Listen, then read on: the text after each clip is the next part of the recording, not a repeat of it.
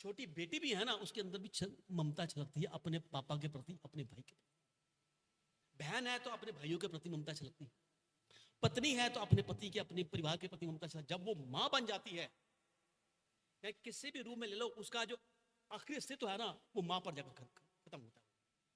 वो माँ एक नारी भी है। बाइबल कहती है पहला कुरिन्थियों 7:16 में, हे नारी क्या तू नहीं जानती? सचमुच नारी नहीं जानती।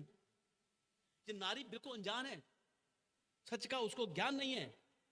कहता है स्त्री संसार में, इसको जननी कहते हैं, उसको इसको जननी बोला गया है। और कहा भी गया है कि हे नारी, इस संसार में कई रूप लेकर आएगी, पर 4 रूप जो उसके होंगे, बेटी का, बहन का, माँ का और पत्नी का, सबसे बड़ा महत्वपूर्ण होगा। और इसमें सबसे महत्व जो रखेगा वो रखेगा माँ का। हे नारी क्या तू नहीं जानती कि तू अपने कुल का उद्धार कर सकती है, अपने पति का उद्धार कर सकती है। कुल का उद्धार बेटे का भी, सास ससुर का भी, माँ बाप का भी, हर एक का उद्धार नारी के अंदर छिपा हुआ है। ना ये नारी जानती है और ना ये हम मानव जानते हैं। जो बाइबल कहती है कि सच का ज्ञान उनसे मेरी प्रजा नाश हो रही है, ये सच का ज्ञान कहते हर रूप में ये अपनी जिम्मेदारी बड़ी खूबी से निभाती है। चाहे बहन बनकर आए, चाहे बेटी बन के आए, चाहे पत्नी बन के आए, चाहे माँ बन के आए, हर रूप में ये नारी अपनी जिम्मेदारी को अच्छी तरह से निभाना जानती है। कहते हैं स्त्री संसार में प्रभु की सर्वश्रेष्ठ रचना है, सबसे उत्तम रचना है ये। इसी के द्वारा मानव का आगमन होता है, इसी के द्वारा। अगर नारी ना हो तो सृष्टि काम वहां पर ठहर जाएगा, रुक जाएगा।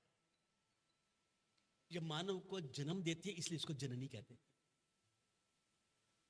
परमेश्वर ने इसकी रचना इसलिए की ताकि ये संसार में मेरे कार्य को आगे बढ़ा सके।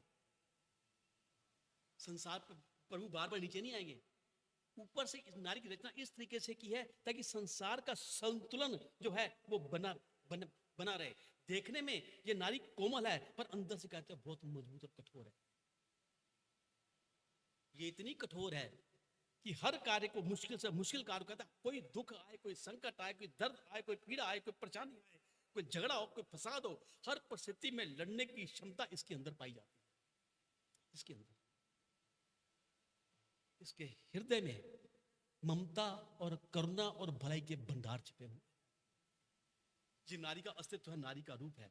अपनी संतान के प्रति अद्भुत प्यार इसके अंदर कहते हैं देखने को मिलता है। और दूसरों के प्रति अपने आप को न्यौछावर कर देना इसकी सबसे बड़ी कला पाई जाती है। कहते हैं शास्त्रों और ग्रंथों में इसलिए इसे देवी का रूप माना गया।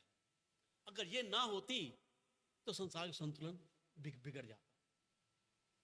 ये जननी भी है, ये देवी भी है, पर कहते हैं जिस घर में स्त्री का आदर और मान सम्मान होता है वह हमेशा खुशहाली रहती है। और जिस घर में इसका आदर, मान सम्मान, इज्जत नहीं होता, मां कभी गरीबी नहीं आती। भैया क्या उल्टी बात कर रहे हैं?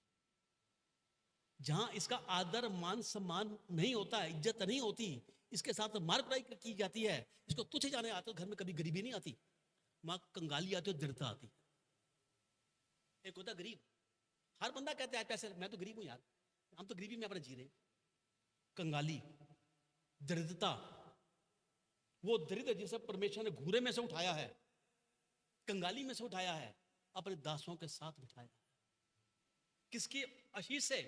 अगर नारी का आदर, मान, सम्मान किया है तो आज कितने भी दरिद्र थे, कैसे भी कंगाल थे, आप पर हमें इस जगह पर खड़ा किया है कि हम नारी का मान सम्मान करना जानते थे कहीं ना कहीं, इसलिए ये बात यहां पर पहुंची। यहां पर हमने मान लिया कि नारी उद्धार का द्वार, नारी के बिना कुछ भी ना हो सकता। पर ये जब